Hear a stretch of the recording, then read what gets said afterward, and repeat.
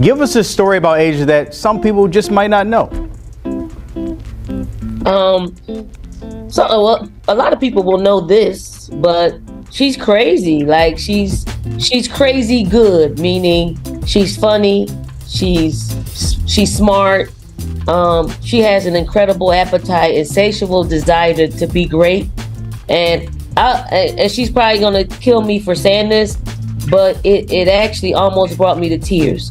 She texted me probably a week ago, and that was before game 1 of the finals, and she asked me for Cheryl Swoop's number, and she said I need her number because I want to know what it takes to repeat.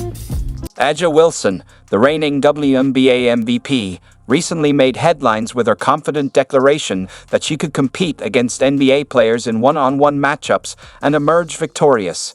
Her statement, brimming with confidence and determination, has ignited widespread debate on subjects such as gender in sports and the differences between men's and women's athletics. Wilson in there, a frenetic start for both teams.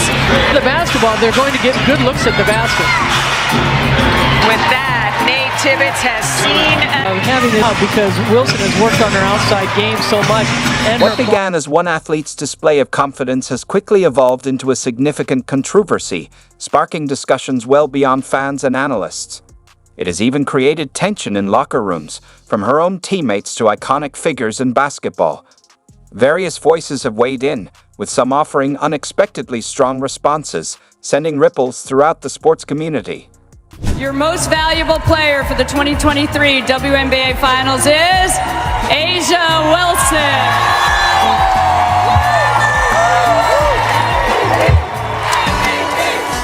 In this video, we'll take a deep dive into the heart of this situation, breaking down A'ja Wilson's bold statement and examining the mix of criticism and support it has generated.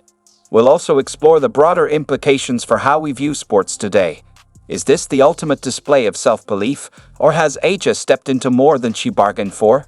We'll peel back every layer of this debate, sharing insights and details you won't find anywhere else. But before we get started, make sure to hit the like button, subscribe to our channel, and turn on notifications so you never miss the latest updates from the basketball world. Now, let's dive into this bold statement that ignited a heated conversation. Score would be like 8 to 11. Me. It's not that, man. I get ball first. You get ball first. She does get ball first. Not gonna get it back.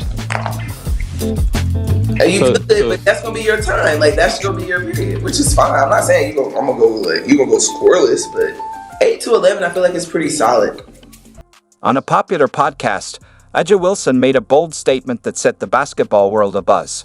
She confidently claimed that she could defeat NBA player Josh Hart in a one-on-one game, even predicting a score of 11-8 in her favor. This wasn't just a passing comment. Wilson stood firm in her belief that she had what it takes to challenge one of the league's top players. Her declaration quickly went viral, sparking reactions from fans, critics, and the broader sports community alike. So what do you think it'll be, Josh? Don't piss me off.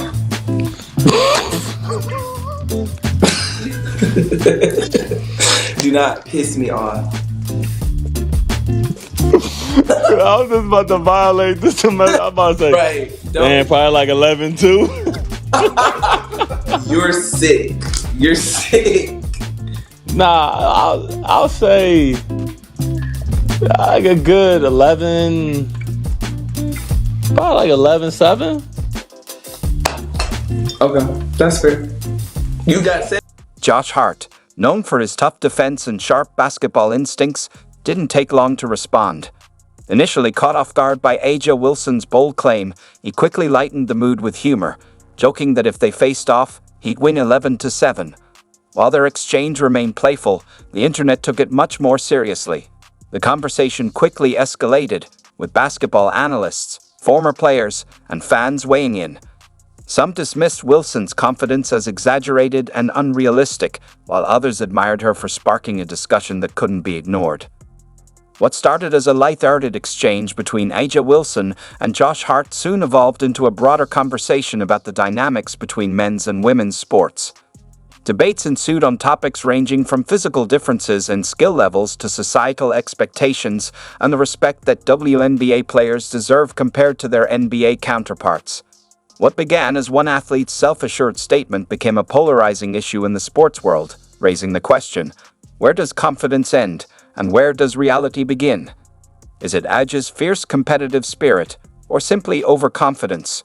It's on her mind. She wants her team to just continue. Skip across on your wet A.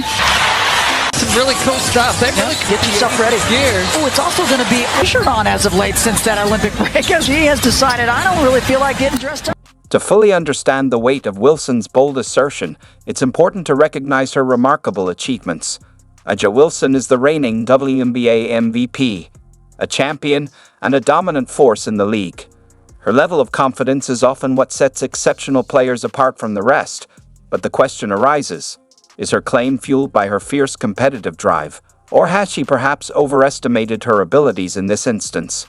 Wilson's self-belief is undeniably a key factor in her rise to superstardom, yet for some, it seems she might be pushing the boundaries of what's reasonable with this particular challenge.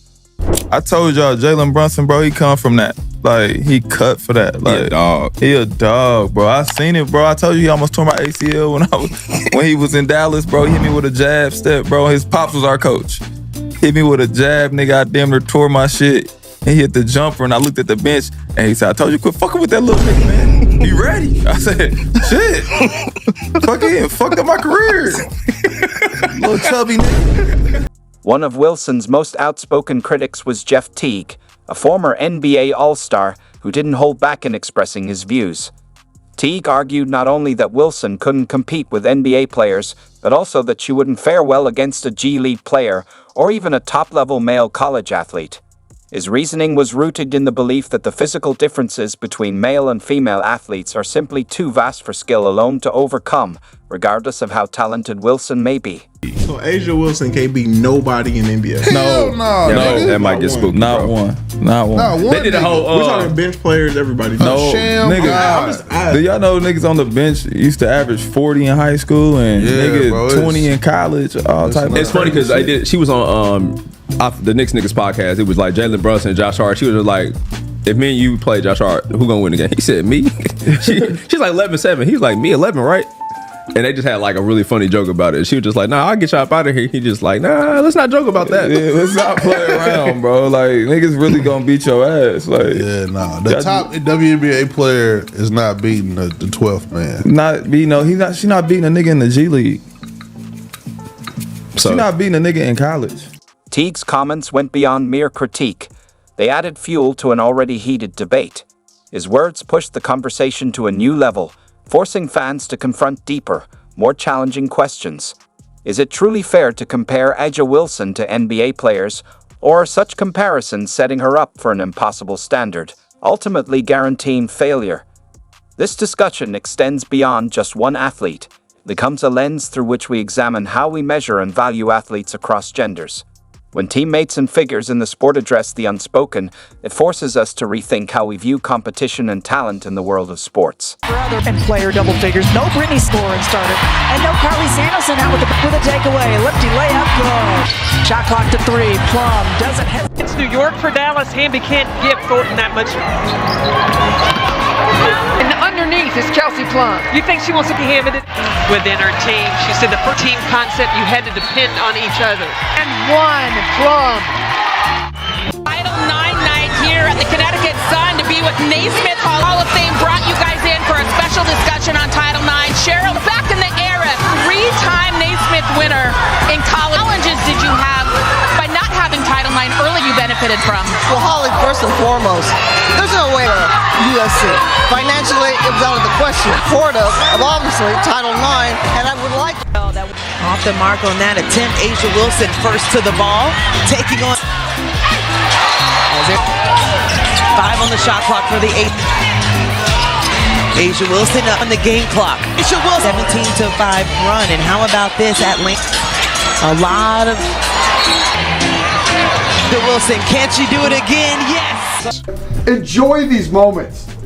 There's 9 road games total you get in this whole season in the Big 12. 3 of them are down. We get 6 more, okay? And everyone's a freaking street fight. And so it sounds cheesy, it sounds corny. Freaking have fun with it, okay? The point of it is to truly, because these are wars, these are battles. So have fun with it, you guys, and then we'll shower and get on the plane, okay? Good job. Hold on. Guys, you guys have to get 3, 2, 1. Jackie Young, she has the responsibility of guarding Caitlin. It's the possession change, as you see, where camp with an ankle injury, but her speed is back. Jumper from the left side, good. Plum rankings and scoring. Caitlin Clark.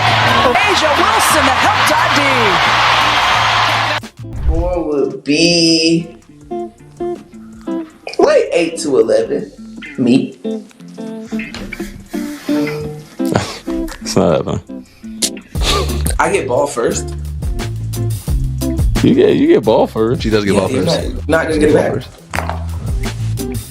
You but that's gonna be your time. Like that's gonna be your period, which is fine. I'm not saying you're gonna go scoreless, but 8 to 11, I feel like it's pretty solid. So what do you think it'll be, Josh? Don't piss me off.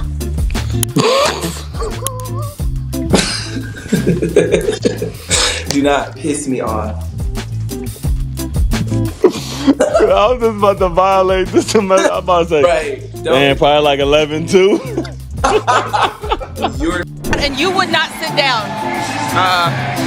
You can't sit down in an action game. I cannot sit down. That's looking like giving up. That's looking like quitting me just who I needed to be for my team out the gate and make sure that we understood what we